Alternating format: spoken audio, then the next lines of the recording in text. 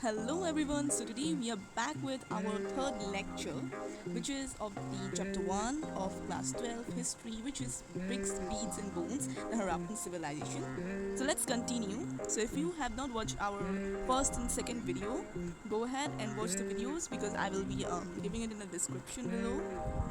Okay, so let us come to the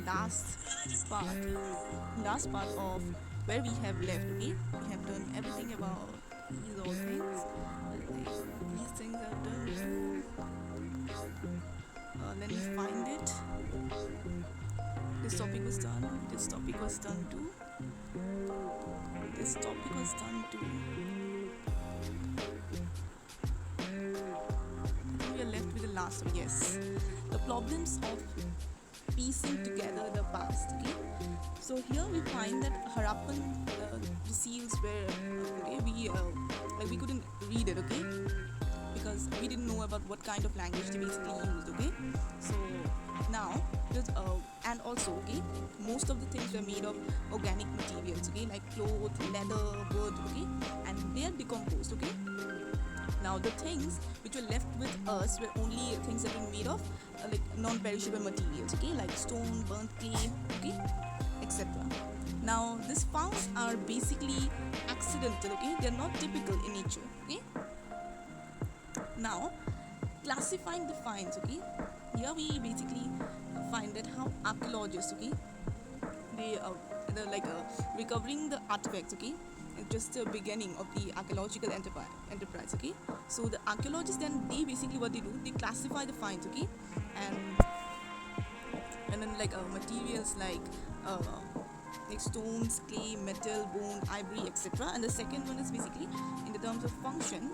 Okay, like that could decide, like for instance, okay, if we like basically found a necklace. Okay, I'm just giving you this example made of ornaments. So you might have like get an idea that maybe this was used to as a jewelry. Okay, so as this principles basically the things are basically classified. Okay, an understanding of the function of an artifact is often shaped by its resemblance with present day things. Okay, now I think previously we have seen about there was a saddle cairn was found. Okay, which like the cooks, they said the archaeologists. Okay, so his cooks are basically like let's make the paste. Okay, in this thing. Okay, so from that we basically knew that maybe that was used for in maybe for some kitchen use. Okay, like for now we basically as of today, okay, we basically use the that mixer grinder, etc.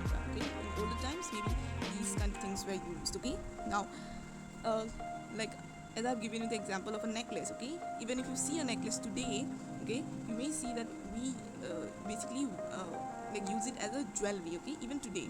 Okay, now, sometimes archaeologists have to take recourse to indirect evidence. For instance, though there are some traces of cotton at some Harappan sites, to find out about clothing, we have to depend on indirect evidence, including depictions in sculptures. Archaeologists have developed frames to reference. We have seen that first Harappan seal that could not be understood till archaeologists had a context in a place to place it, both in terms of the cultural sequence in which it was found and in the terms of comparison with finds in Mesopotamia.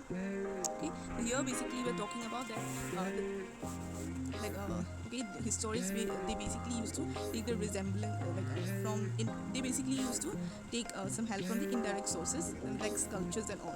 Okay, so basically about I'm talking about the clothing part actually about the Harappans. Okay, now archaeologists they could not first of all they couldn't understand about the Harappan seals. Okay, now they have to like compare it with like some things they will compare it with Mesopotamia. Like if you see the example, okay, of the priest king. Okay, it was compared with Mesopotamia. Okay, now moving to the next part, which is the problems of interpretation. Now here the problem is that things are found. Okay, everything. Now they have to see like what kind of maybe to reconstruct their religious practices. Okay, what kind of things they basically used to do. Okay, like what kind of maybe the religion they were believing in. Okay, now there is some terracotta female figurines were found. They were heavily jeweled and they had some headdresses. Okay, now these were termed as mother goddesses. Here's the image is also given.